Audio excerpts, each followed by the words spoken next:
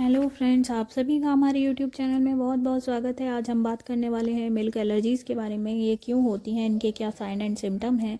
कई बारी छोटे बच्चों में हो जाती हैं पर हम समझ नहीं पाते हैं कि ये क्या है, तो इसलिए भी मैंने ये वीडियो बनाया है। आशा है आप लोग को पसंद आएगा एंड आप लोग शेयर करके जागरूक ज़रूर होंगे। So this is one of the most common food allergies in childrens. ठीक है, तो छोटे बच्चों में क्या होता है कि जो इम्यून सिस्टम होता है वो उनका डेवलप नहीं होता है, तो वो क्या करते हैं, मिल्क के प्रति एबनॉर्मल रिस्पॉन्स हो जाता है उनका, जिसकी वजह से शरीर में कुछ साइन एंड सिम्टम्स आने लगते हैं और सारी समस्याएं शुरू होती हैं। ये सारी समस्याएं दूध की वजह से, या चाहे वो गाय का दूध हो, भेड़ का दूध, बकरी या भैंस का दूध हो, सभी की वजह से हो सकता है। तो छोटे बच्चों में जब वो दूध ले रहे होते हैं तो कई बार उसके बाद 1 से 2 घंटे में, कई बार 1 महीने में भी ये सिम्टम्स प्रोड्यूस होते हैं। तो हम इसके साइन एंड सिम्टम्स के बारे में जानते हैं कि क्या क्या सिम्टम्स इसमें देखने को मिलते हैं। तो मोस्टली लूज स्टूल्स देखने को मिलता है, कई बार खून के साथ मोशन होता है और बार बार मोशंस होने की समस्याएं स्टार्ट होती हैं, जिसे हम डायरिया बोलते हैं। पेट में छोटे बच्चों को बहुत पेन होता है, साथ में मरोड़ उठती है और गैस भी बहुत ज़्यादा देखने को मिलती है, क्योंकि ये दूध जो होता है वो उनको डाइजेस्ट नहीं हो पाता है। इसके अलावा सर्दी बहुत जल्दी जल्दी और बार बार होने लगती है, छींकें बहुत ज़्यादा आने लगती हैं, जिसकी वजह से बच्चा बीमार फील करता है और वीक होने लगता है। रनी नोज़ देखने को मिलती है एंड वाटरी आइज़, जो कि हर प्रकार की एलर्जी का एक बहुत ही इम्पॉर्टेंट सिम्टम है। ठीक इसी प्रकार ईची स्किन रैशेस भी देखने को मिलते हैं, जो कि मुंह के आसपास, माउथ के पास देखने को मिलते हैं। ये भी एक साइन है एलर्जीज़ का।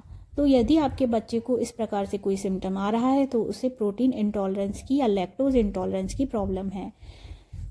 कई बार क्या होता है कि बच्चों का इम्यून सिस्टम इतना डेवलप नहीं होता कि वो इन सबको पचा सकें। इस वजह से कई बार माइल्ड सिम्टम्स आते हैं और कई बार बहुत ज़्यादा मात्रा में सिम्टम्स आने लगते हैं।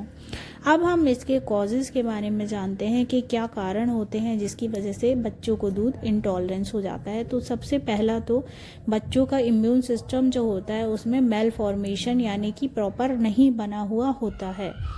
इस वजह से ये प्रॉब्लम स्टार्ट होता है। तो छोटे बच्चों को स्पेशली जो वो दूध पे ही होते हैं, तो कई बार वही दूध उनको नुकसान करने लगता है। उनका इम्यून सिस्टम का रिस्पॉन्स ऐसा होता है कि सिस्टम को कि कोई एलर्जिक कंटेंट आया है, इसलिए एलर्जिक रिएक्शंस देखने को मिलते हैं।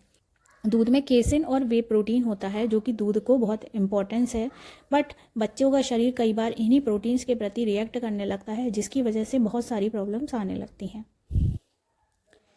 इसी के अलावा रिस्क फैक्टर्स की बात करें तो कई बार जिन बच्चों को फूड एलर्जी है और दूसरी एलर्जीज भी डेवलप हो सकती हैं, जैसे साइनोसाइटिस, रिनाइटिस वगैरह। कई बार एक्टोपिक डर्मेटाइटिस वगैरह भी देखने को मिलता है ऐसे बच्चों को जिनको इस प्रकार की दूध एलर्जीज स्टार्टिंग में रही हैं।